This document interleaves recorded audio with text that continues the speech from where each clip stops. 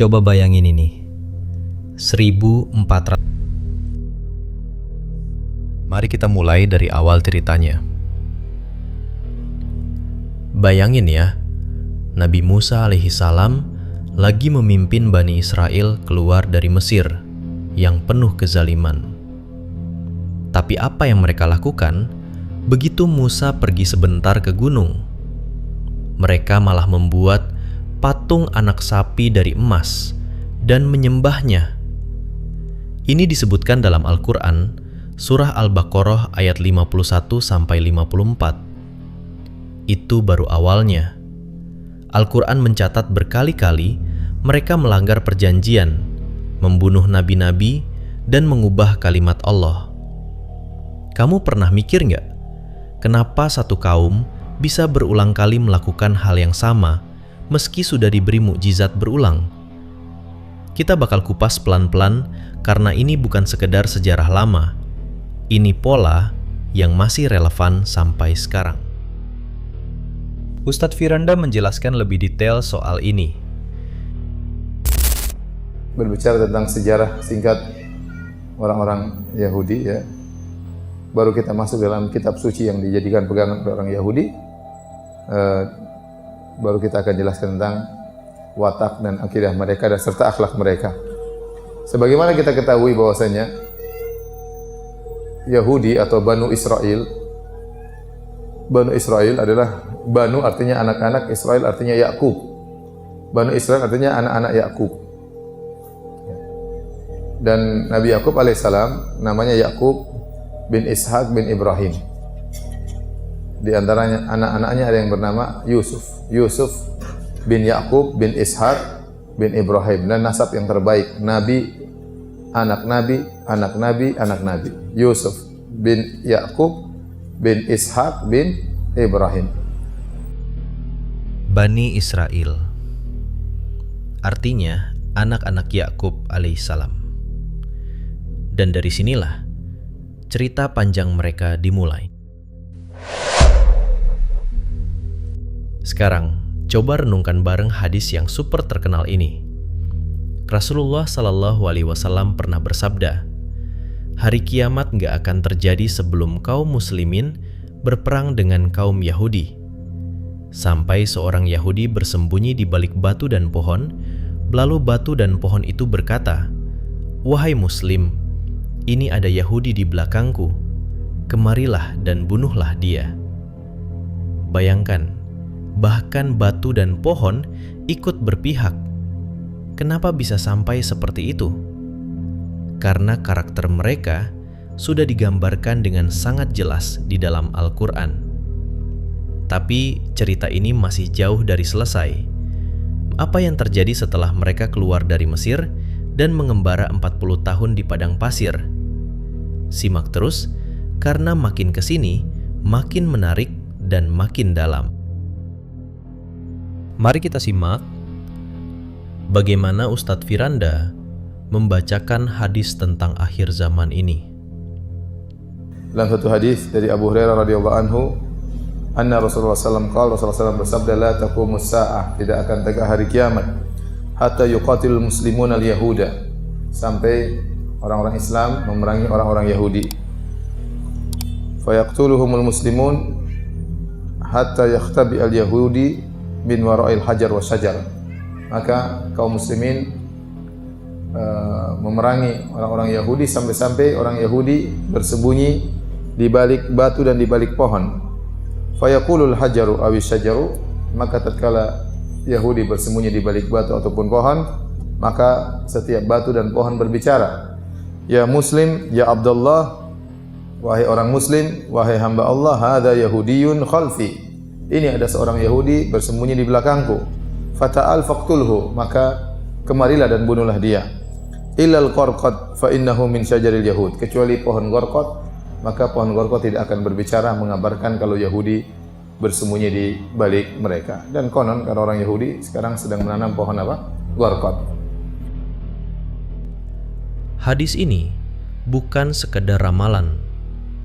Ini adalah peringatan yang sangat nyata untuk umat kita. Setelah 40 tahun mengembara di padang pasir yang panas, akhirnya mereka sampai di depan pintu gerbang Palestina. Tapi apa jawaban mereka kepada Nabi Musa alaihi salam? Pergilah engkau bersama Tuhanmu dan berperanglah. Kami di sini duduk manis saja. Subhanallah. Pengkhianatan level tertinggi. Coba kamu renungkan di hati. Watak seperti ini masih terlihat jelas di berita-berita yang kita lihat hari ini. Kita akan bahas lebih dalam lagi setelah ini, karena masih ada banyak contoh lain. Yang lebih berat lagi, Al-Quran mencatat dengan tegas bahwa Bani Israel pernah membunuh nabi-nabi mereka sendiri. Mereka mengubah Taurat, menjual ayat-ayat Allah dengan harga murah, dan melakukan banyak penyimpangan lainnya. Kamu pernah bertanya-tanya nggak, kenapa sejarah mereka penuh dengan pengkhianatan dan pembangkangan? Jawabannya ada di watak dasar yang Allah gambarkan dengan sangat jelas di dalam Al-Quran. Tapi, rahasia paling besar masih kami simpan di 15 menit terakhir. Jangan kemana-mana. Mari kita dengar langsung penjelasan Ustadz Firanda tentang kisah pembunuhan nabi-nabi di masa itu. Oleh karenanya di awal dari Al-Quran, di awal surat Al-Baqarah, juga Allah Subhanahu wa Ta'ala menceritakan tentang sifat-sifat orang Yahudi dalam banyak ayat tentang Bani Israel, bagaimana pembangkangan mereka terhadap Nabi Musa. Kenapa? Karena sebagai peringatan bagi kita, seorang Muslim baca Quran, dia langsung mendapati tentang sifat-sifat orang Yahudi. Bahwasanya musuh utama, jangan sampai terpedaya dengan mereka. Terlebih lagi, Allah menyebutkan sifat-sifat mereka yang begitu kurang ajar terhadap Nabi Musa alaihissalam, sampai-sampai di antara hobinya Bani Israel adalah membunuh para nabi. Kata Allah, wa qatalahumul anbiya, kalian membunuh para nabi. Susah bagaimana suatu kaum kalau ada nabi yang tidak cocok dengan selera mereka, maka mereka pun bunuh nabi tersebut. Saya sering bilang kalau ada ustadz diutus untuk berdakwah di suatu daerah, yang orang daerah situ hobinya bunuh ustadz kalau tidak sesuai dengan selera. Repot juga kalau kita berdakwah di situ. Itulah sebabnya Al-Quran begitu sering memperingatkan kita tentang watak mereka. Sekarang kita tarik pelajaran buat kita semua. Sebagai umat Islam, apa yang harus kita lakukan menghadapi watak seperti ini? Rasulullah Shallallahu Alaihi Wasallam mengajarkan kita untuk waspada, tapi tetap adil dan tidak berlebihan dalam kebencian.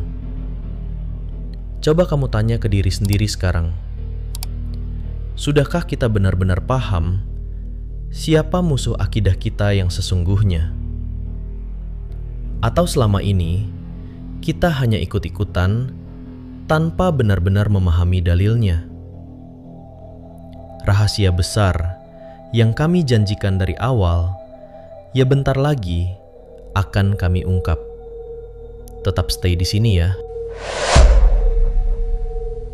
Dan inilah rahasia besar yang kami janjikan dari awal. Ustadz Firanda menutup bagian ini dengan pelajaran akidah yang sangat penting. Hadirin dan hadirat yang Allah Subhanahu wa Ta'ala, kita akan berbicara tentang akidah orang Yahudi secara singkat. Mereka punya 3 sumber pemikiran. Yang pertama namanya Kitabut Taurat. Yang kedua namanya Kitab Talmud. Yang ketiga namanya Protokolat. Apa itu Taurat, apa itu Talmud, apa itu Protokolat? Adapun Taurat yang mereka yakini adalah apa yang dituliskan oleh Allah untuk Nabi Musa. Apa yang dituliskan oleh Allah untuk Nabi Musa. Dan inilah kitab Taurat inilah yang sekarang diyakini oleh orang Nasara sebagai perjanjian lama. Perjanjian lama yang dicetak bersama Bible, perjanjian lama. Bible itu kan isinya perjanjian lama, perjanjian baru sama Rasailur Rusul, tulisan-tulisannya, risalah-risalahnya Paulus. Ya.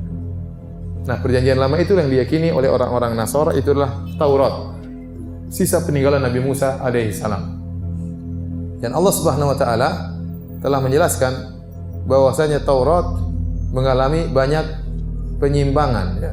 Mengalami banyak penyimpangan. Makanya Allah berfirman, "Fawailul lil ladzina yaktubuna al-kitaba bi aydihim thumma yaquluna hadza min indillahi liyashtaru bihi thamanan qalila. Fawailahum mimma katabat aydihim wa wailahum mimma yaksibun." Sungguh celaka mereka orang-orang yang menuliskan Taurat dengan tangan mereka sendiri. Semua mereka mengatakan, kemudian mereka berkata ini dari Allah Subhanahu wa taala. Buat apa? Untuk mendapatkan dunia saja. Mereka jual. Ada orang perlu hukum tertentu, mereka bikin. Oh, ada ayatnya, bikin sendiri. Ente mau bir haram, bir halal, ada ayatnya, bikin bir jadi apa? Halal. Mereka tulis. Mereka ada min indillah. Ini dari Allah ini. Ayatnya ada. Liyashtaru bi thamanan qalila, untuk mendapatkan harta yang sedikit. Kata Allah, fawailul lahum mimma katabat aydihim, celaka apa yang mereka tulis, wa wailahum mimma yaksibun, dan celaka apa yang mereka perbuat. Allah sebutkan celaka sampai tiga kali. Allah juga berfirman, afatatma'una ayyuminu lakum wa qad kana fariqum minhum yasma'una kalamallah thumma yuharrifunahu min ba'di ma qalu wa hum ya'lamun.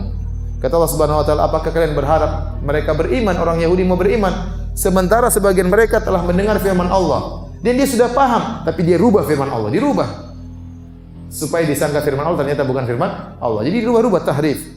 Ya. Demikian Allah berfirman, wa inna minhum la fariqan yalwuna alsinatahum bil kitabi litahsabuhu minal kitab wa ma huwa minal kitab wa yaquluna huwa min indillahi wa ma huwa min indillah wa yaquluna Allahil kadhiba wa hum ya'lamun. Kata Allah, di antara mereka ada sekelompok orang yang muter-muter lisan mereka sehingga orang menyangka ini adalah bagian daripada Taurat, padahal bukan. Wa ma huwa minal kitab, padahal dia bukan dari Taurat, dan mereka berkata ini dari sisi Allah. Wa ma huwa min indillah, padahal bukan dari sisi Allah, dan mereka berdosa atas nama Allah padahal mereka tahu itu adalah dosa. Kata Allah, bagaimana kalian berharap mereka beriman? Sama Tuhan aja mereka berani berdusta. Mereka mengingat Tuhan bilang begini padahal dia bohong. Sebagaimana kalian mengharap orang ini beriman? Karena orang-orang Islam ingin orang Yahudi masuk Islam, tapi Allah sudah putuskan jangan berharap mereka beriman. Mereka seperti itu sifatnya. Ya. Baik, ya. Hadirin dan hadirat yang mati Subhanahu wa taala. Jadi Taurat sudah mengalami banyak penyimpangan, ya. Dan penyimpangan tersebut sangat nampak sekali, ya. Misalnya mereka berbicara tentang ketuhanan, ya, tentang Allah Subhanahu wa taala, ya. Jadi Taurat ini juga ada berbagai manuskrip. Ada namanya manuskrip al-Ibriyah, nuskhah al-Ibriyah, ada namanya nuskhah al-Yunaniyah, ada namanya nuskhah as-Samiriyah. Dan Yahudi berkelompok-kelompok, tidak semuanya beriman. Ada yang beriman dengan manuskrip ini, ada yang beriman dengan manuskrip ini, dan ada yang beriman dengan manuskrip ini. Dan tiga manuskrip ini perbedaannya sangat signifikan. Ya, ini mau ikut yang mana? Makhtutat yang mana? Manuskrip yang mana? Yahudi ada tiga, Taurat ada tiga manuskrip. Sehingga mereka juga berkelompok-kelompok, dan kelompok-kelompok yang ada yang beriman kepada manuskrip ini, ada yang beriman pada manuskrip ini, ada yang beriman pada manuskrip yang lain. Makanya jumlah surat dari manuskrip tersebut berbeda-beda. Al-Quran tidak, Al-Quran semuanya sama, 114 surat. Mau cetakan manapun 114 surat. Bahkan bukan cuma manuskrip, dihafalkan oleh manusia yang banyak. Banyak orang hafal Al-Quran. Ada satu huruf saja hilang, pasti orang sudah pada tahu. Ya. Itu adalah kelebihan Al-Quran. Ya. Ya. Walaqad yassarna Al-Qur'ana lidzikr, kami memudahkan Al-Quran untuk jadi peringatan. Orang hafal Al-Quran, ya. Adapun kitab lain tidak ada yang hafal. Bahkan kita katakan orang Islam lebih hafal Injil daripada orang Nasara. Ya tidak? Sebagian orang, Masya Allah, sebagian ustaz lebih hafal Injil daripada orang Nasara. Makanya ide yang cemerlang tatkala sebagian universitas membuka pendaftaran tanpa tes bagi orang yang hafal Quran. Ya. Kalau agama lain juga mau, silakan. Yang hafal Injil masuk gratis, masuk tanpa tes. Tapi tidak ada mereka yang bisa demikian. Siapa yang bisa hafal Injil? Tidak Tidak ada. Al-Quran mukjizat. Yang hafal bukan cuma orang besar, anak kecil yang tidak tahu bahasa Arab juga hafal Al-Quran. Bahkan ada yang hafal sak nomor-nomornya, luar biasa. Bahkan ada yang hafal dari belakang ke atas, luar biasa. Antum aja suruh hafal belakang ke atas bingung ya. Ya. Allahus Samad sebelumnya apa coba? Enggak tahu. Qul huwallahu ahad. Kalau surah belakang sebelumnya apa bingung, harus urut lagi dari atas baru bisa ketahuan. Jadi para hadirin, jadi mereka mengalami penyimpangan luar biasa sampai jumlah surat pun berbeda-beda ya. Dan isinya aneh-aneh. Contoh seperti tentang Allah Subhanahu wa taala ya. Jadi Allah sudah isyaratkan bagaimana orang Yahudi berani mencela Allah. Dalam Al-Qur'an kata Allah, "Wa qalatil yahudu yadullahi maglulah." Ya. Orang Yahudi berkata tangan Allah terbelunggu. Gulat aidihim wa lu'inu bima qalu. Justru tangan mereka yang terbelunggu dan mereka dilaknat atas tuduhan mereka terhadap Allah. Allah saja mereka cela. Ya.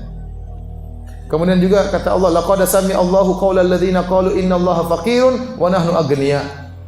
Sungguh Allah telah mendengar perkataan orang Yahudi, kami ini Allah itu miskin, kami yang kaya. Sanaktubu ma qalu, kami akan tulis apa yang mereka katakan. Jadi mungkin Nabi Musa suruh mereka bersedekah, memang Allah miskin, kita yang kaya sedekah untuk Allah ya. Jadi mereka ngejek Allah Subhanahu wa taala. Sampai sebagian ulama mengatakan kalau Anda diejek, direndahkan, jangan terlalu sedih. Allah saja diejek sama Yahudi. Nabi dihina-hina, Allah dihina sama Yahudi. Ente baru dihina sama orang aja sudah marah-marah. Sabarlah. Oleh karena ini isyarat dari Allah bahwasanya mereka berani berbicara ngawur tentang Allah Subhanahu. Di antaranya mereka sebutkan dalam perjanjian lama, dalam Taurat, bahwasanya tatkala Allah selesai, ini dalam kitab Kejadian ya. Tatkala Allah selesai menciptakan alam semesta pada hari ke-7, Allah istirahat ya. Jadi Allah istirahat pada hari ke-7. Makanya orang Yahudi hari Sabtu itu adalah hari istirahat sebagai bentuk solidaritas terhadap Allah Subhanahu wa taala. Masa Tuhan istirahat ente kerja? Kan ente gimana? Ente ngejek Tuhan. Tuhan aja istirahat ente kerja. Sehingga mereka melarang orang kerja pada hari apa? Sabtu. Solidaritas sama Tuhan. Baik maksudnya. Allah bantah, walaqad khalaqna samawati wal arda wa bainahuma fi sittati ayyam wa ma massana min lughub. Kata Allah, sungguh kami telah menciptakan langit dan bumi dan apa yang ada di antara keduanya dalam waktu 6 hari dan kami tidak capek. Kami kebetulan saja sudah diatur oleh Allah berhenti hari ke-6 selesai, bukan berarti hari ke-7-nya istirahat. Coba kalau Allah berhenti hari Jumat, berarti Sabtu Minggunya istirahat. Tidak ada kelaziman seperti itu ya. Kalau Allah ciptakan hari cuma alam semesta 1 hari, berarti 6 hari istirahat nanti. Siapa yang memahami demikian? Kalau Allah ciptakan alam semesta 6 hari, berarti hari ke-7 Allah istirahat? Enggak ada yang orang Yahudi aja yang memahami demikian. Dan inilah inti dari semua yang kita bahas tadi. Sebelum kita tutup, kami ajak kamu semua kembali ke Al-Quran dan Sunnah. Jaga hati dan akidah kita. Semoga Allah melindungi kita semua dari fitnah akhir zaman. Jangan lupa subscribe, like, dan nyalakan lonceng biar nggak ketinggalan video berikutnya.